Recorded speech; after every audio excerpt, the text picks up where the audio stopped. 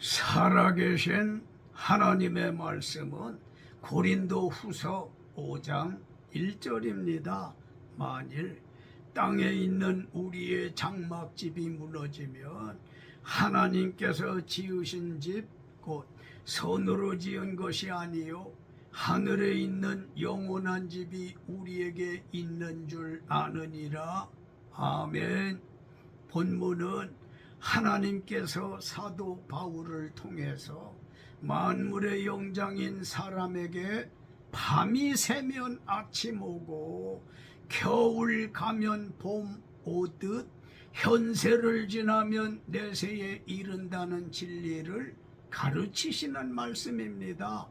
땅에 있는 우리의 장막인 육체가 무너져 죽으면 하나님께서 지으신 집 곧 손으로 지은 것이 아닌 하늘에 있는 영원한 집인 내세 천국이 우리 기독 신자에게 있다는 말씀이요. 그래서 땅에 있는 우리의 장막집이 무너지면 이라는 제목으로 은혜 나누시겠습니다. 땅에 있는 우리의 장막집이 무너지면 이라는 말씀의 뜻은 무엇일까요? 두 가지예요. 1절, 만일 땅에 있는 우리의 장막집이 무너지면 하나님께서 지으신 집 곧 손으로 지은 것이 아니요 하늘에 있는 영원한 집이 우리에게 있는 줄 아느니라. 아멘. 땅에 있는 우리의 장막집이 무너지면이란 뜻은 첫째, 모든 사람은 다 죽는다는 거요. 땅에 있는 우리의 장막집이란 사람의 육체를 뜻하고 무너지면 이란 죽음을 뜻합니다. 사도행전 18장 3절 바울의 생업이 장막 즉 천막 제작하는 사람답게 언제나 설치와 해체가 쉬운 장막집을 언제 어떻게 죽을지 모르는 인간의 육체에 비유한 말씀이 심히 은혜롭지요. 죽음이란 게 뭡니까? 육체와 영혼의 분리요. 창세기 2장 7절 하나님이 땅의 흙으로 사람을 지으시고 그 코에 불어넣으신 생기 즉 생명인 영혼을 거두심을 죽음이라 하는 겁니다. 하나님께서 땅에 있는 우리의 장막집인 육체가 무너져 죽게 섭리하셨는데 많은 사람이 그러하듯 중국 진시황은 죽음은 물론 늙지 않으려고 불로초를 찾았으나 나이 50세에 그의 장막집인 육체가 무너져 죽고 말았습니다. 땅에 있는 모든 사람에게 장막이 무너지는 육신의 죽음은 인생의 끝이 아닌 내세에서 영생을 시작하는 것입니다.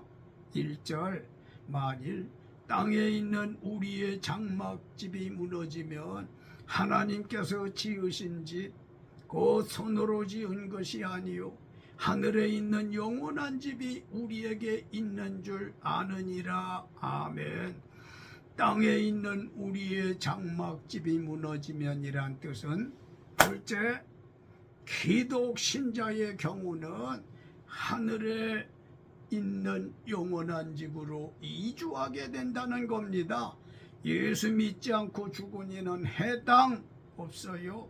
땅에 있는 우리의 장막집이 무너지면 그 죽음으로 끝나지 않고 하나님께서 지으신 집 곧 손으로 지은 것이 아니요 하늘에 있는 영원한 집이 우리 기독 신자에게 있다는 말씀은 땅에 있는 장막집과 정반대 개념으로서 땅에 있는 우리 장막집 즉 자기 몸이 죽으면 천국으로 이주하게 될 것입니다. 그런데 죽은 사람이 어떻게 이주한단 말이요?